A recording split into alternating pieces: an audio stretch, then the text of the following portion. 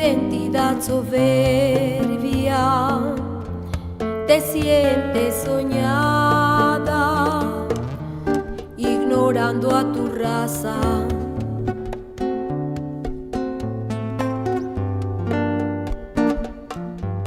Cruzaste fronteras,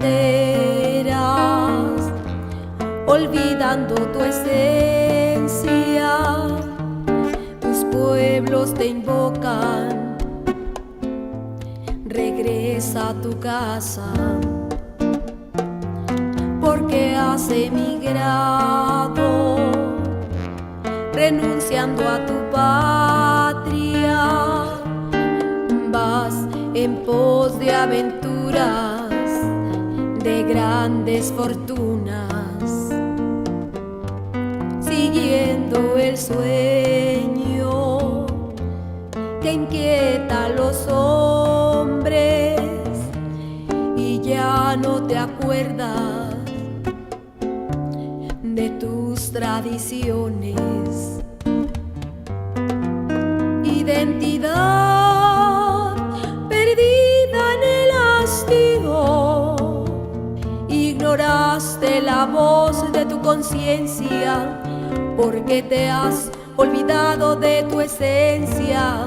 Te avergüenza llevar sangre de indio. Hoy te pido en nombre de mi patria que le muestres a los hijos de tus hijos la gran belleza de la tierra mía, herencia cultural de mis abuelos.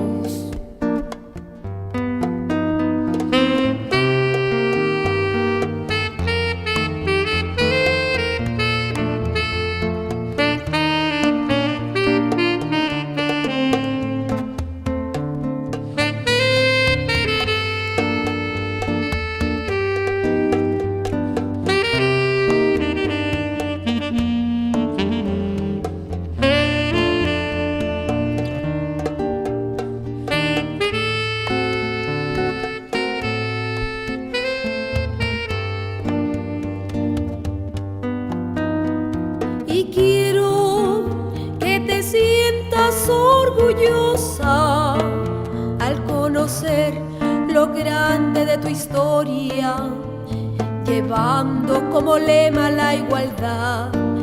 Yo recupero